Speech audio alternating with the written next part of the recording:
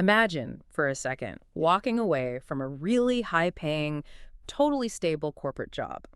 You have a mortgage to pay, you have a family relying entirely on you, and you decide, right then and there, to just start a business from absolute scratch. Yeah, that is a terrifying leap for anyone. Right. Now, imagine surviving in that incredibly brutal agency landscape for 20 years. I mean, this is an industry where most people, they either burn out, they pivot, or they just quietly go bankrupt in the first 2 years. Which is incredibly common, unfortunately. Exactly. And the real kicker here, you survived all that partly by intentionally firing your own paying clients. I love that detail. It just completely goes against the standard hustle culture playbook, doesn't it? Totally. Like the usual advice you hear everywhere is to just grab every single dollar you can, say yes to absolutely everything, and figure it out later. But that counterintuitive approach, saying no, firing people who are literally paying you, is exactly the survival mechanic we're looking at today. Right, because today we are doing a deep dive into the hard-earned wisdom from a sort of reflective manifesto. It's by Yohan Jacob. He is the president and founder of Retailbound. And for those of you listening who might not know, Retailbound is a retail channel management consultancy. Which I know is a very formal way of saying they help get products onto store shelves. Right, in plain English. Exactly. Think about it like this. If you invent a revolutionary new smart mug in your garage, right, and you want to see it sitting on an end cap at Best Buy or Target, how do you actually make that happen? It's not magic. No, it's really not. The logistics, the buyer meetings, the pricing strategy, that is the highly specific, very complex worlds. Retailbound navigates from product startups and established manufacturers. And recently, after nearly 2 decades in those specific trenches, which, by the way, is practically a century in the consulting world, he actually documented his core lessons. Yeah, it was sparked by a photo, right? Yeah, exactly. He was looking at a picture of himself at the 2024 Consumer Electronics Show, realizing just how far the company had come over the years. And he decided to write down the answers to the question he gets constantly, which is, what is your secret? It's a great question. It is. Now, while his notes are explicitly about running a consulting agency, the underlying mechanics we're unpacking today, so things like focus, client psychology, systemizing creativity, protecting your energy, they apply to absolutely anyone trying to build a career in this world of constant information overload. Because frankly, you cannot survive 2 decades in any high-pressure environment without first surviving year one. Oh, absolutely. And year one requires a frankly terrifying leap. Jacob talks extensively in his lessons about taking calculated risks and the just brutal reality of hard work.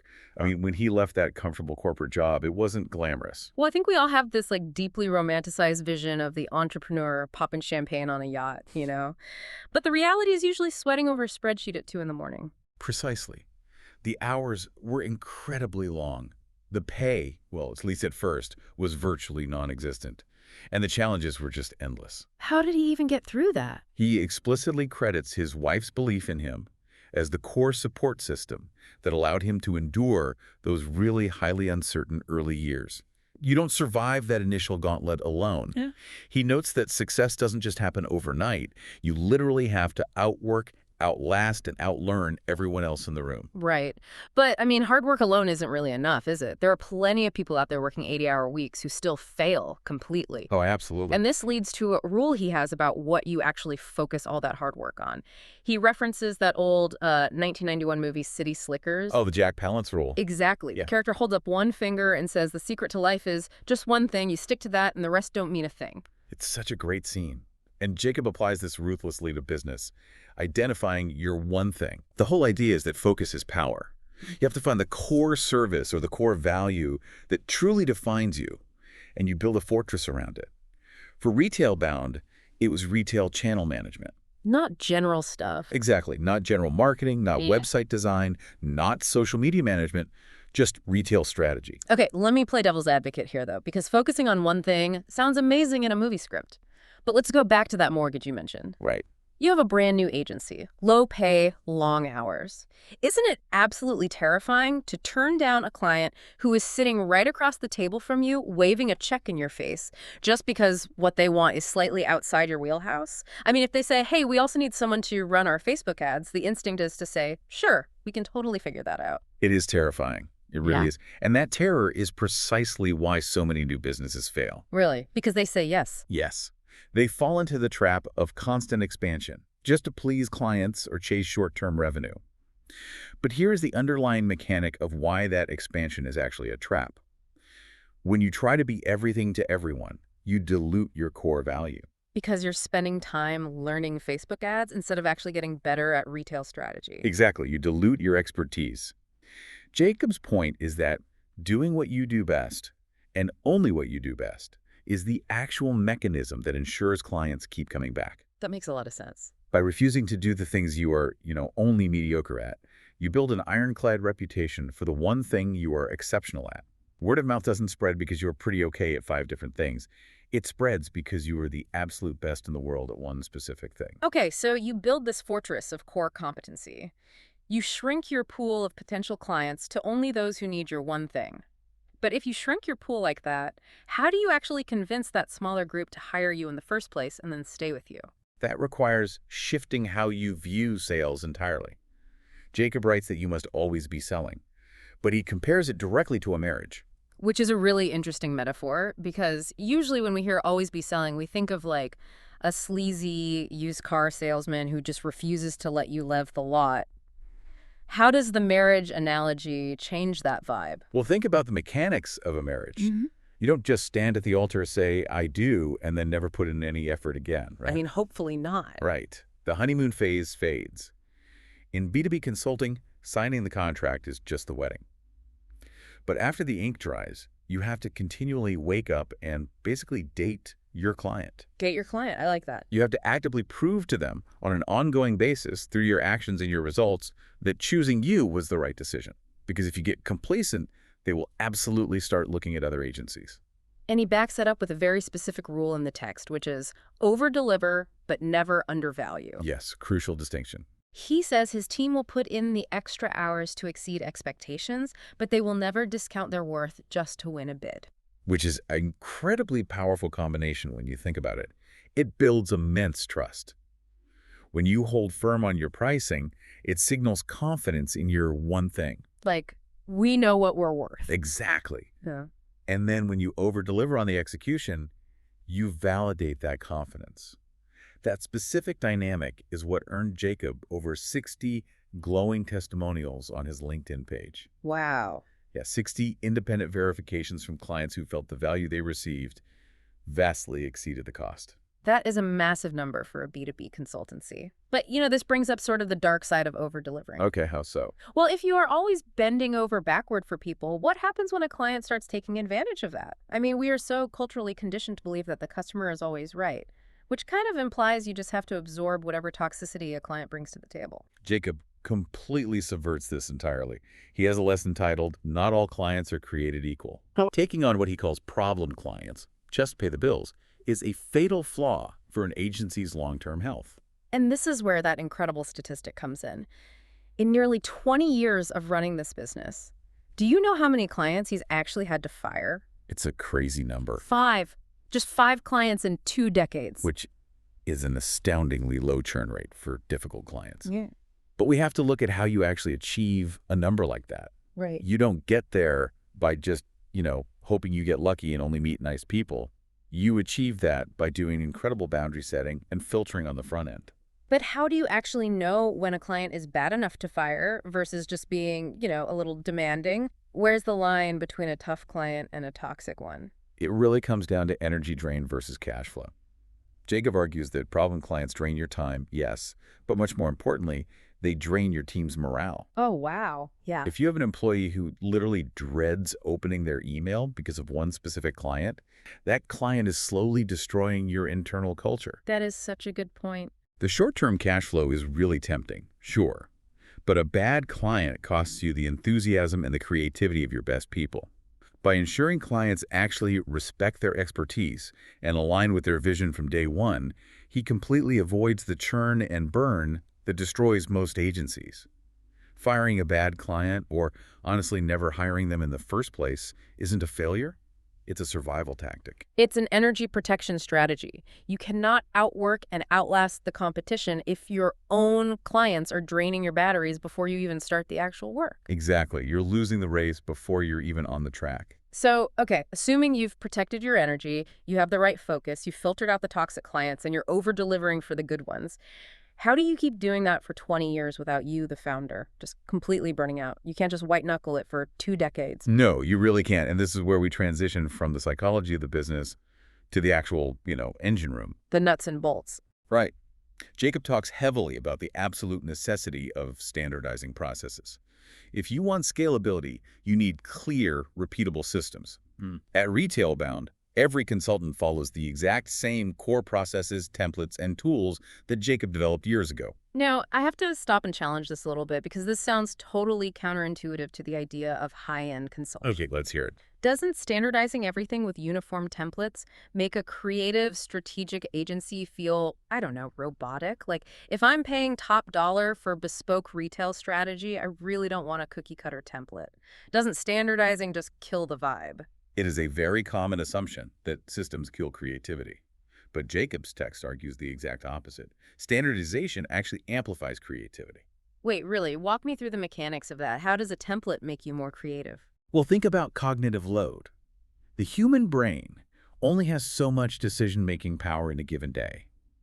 If you or your team are spending mental energy trying to figure out how to format a weekly report, or what the exact sequence of an onboarding email should be, or where a specific file is saved on the server. Oh man, finding files is the worst. Right. You are wasting valuable cognitive resources on administrative chaos. Oh, I see. It's almost like a chef in a really high-end kitchen. You have all the onions chopped and the sauces prepped in identical little containers before the actual dinner service starts. Non plus, exactly. By standardizing the routine, repetitive elements of the job, you remove the friction, you put the administrative stuff on autopilot, And by doing that, you free up the brain power of your team to focus purely on high-level strategy, problem-solving, and innovation for the client. The client doesn't want you wasting an hour formatting a spreadsheet. They want you spending that hour thinking about how to get their product into target. Okay, that reframes it completely for me. You are standardizing the boring stuff to protect the creative stuff. Yes. And this ties directly into his lesson on consistency. Jacob actually says if there is one word people use to describe him, it's consistent. He views consistency not as something boring, but as his absolute greatest growth strategy. Because consistency builds trust and predictability. And he gives a really practical example of this in the text. Retailbound's weekly Sunday night client updates. Which is a brilliant mechanical choice for communication. It is, but why Sunday night, though? Why not Monday morning like everyone else does? Think about the psychology of the client for a second. Monday morning is just chaos. Very true. The inbox is flooded, the fires are starting, anxiety is super high. If your update arrives at 10 a.m. on Monday, it's just more noise. It gets lost. Exactly. But if you send it Sunday night, the client wakes up on Monday, opens their email before the chaos even starts, and boom, your update is sitting right there at the top. It establishes you as proactive rather than reactive. Oh, wow. That's smart. Right. The client never has to spend a single ounce of anxiety wondering, what is Retailbound doing for me this week? Because every Sunday night, like clockwork, the answer is already there. It's such a simple mechanism to eliminate client anxiety, but to execute all these systems, to chop the onions and send the Sunday emails, you obviously need the right people in the kitchen. You do. Jacob's rule here is pretty classic. Hire slow and fire fast. But he goes a step further. He advises intentionally surrounding yourself with people who challenge you. He's specifically looking for individuals who are far smarter than he is in their respective areas. It requires completely checking your ego at the door. If you are the smartest person in your company has a very, very low ceiling. But there was one detail here about gathering smart people that I thought was absolutely brilliant, especially for a smaller agency. Early on, he didn't just hire smart employees, he created a strategy advisory board. Yes, a board of external experts specifically designed to help shape the agency's growth and, more importantly, challenge his blind spots. Practically speaking, though, how does a startup or a small agency even do that? We hear advisory board, and we instantly think of Fortune 500 companies paying out massive six-figure retainers. It really doesn't have to be that formal or expensive, especially initially. It can literally be taking 3 industry veterans out to dinner once a quarter. Oh, okay. Yeah, it can be a mutually beneficial exchange of insights with peers in non-competing sectors. The mechanism is simply institutionalizing a process for gathering outside wisdom. And crucially, Jacob refreshes this board every few years. Which totally prevents the echo chamber effect. I mean, if you have the same 3 people advising you for a decade, eventually they just start confirming your own biases. Exactly. Refreshing the board forces you to defend your strategies against completely new perspectives. It shows a really profound self-awareness on his part. He knows that to stay relevant in a fast-moving industry, he just cannot rely solely on the knowledge he had when he started. Which acts as a perfect bridge to the outward game. Because, you can have the internal engine humming perfectly. The templates are locked in, the smart people are hired, the Sunday emails are firing. But to survive 20 years, you have to constantly adapt to the outside world. The market really doesn't care about your internal templates if nobody knows who you are. That is so true. And that requires networking, which Jacob treats not as like an extracurricular activity, but as a core function of his job. It's part of the work. Exactly. Whether it's on LinkedIn, at trade shows, or at industry events, building relationships is absolutely paramount. And the payoff he mentions here blew my mind. He notes that many of their clients actually come from referrals from other agencies. Your competitors, or at least peers in adjacent fields, can be your biggest lead generators if you build the right relationships and establish exactly what your one thing is. Think about it. If a general marketing agency lands a massive client, but they know they aren't the best at retail channel management, they need a trusted partner to bring in so they don't look bad to their client. Right. If you've networked properly, you are that partner. To make this happen, he sets a very specific, quantifiable goal. Add at least one meaningful connection to his network each month.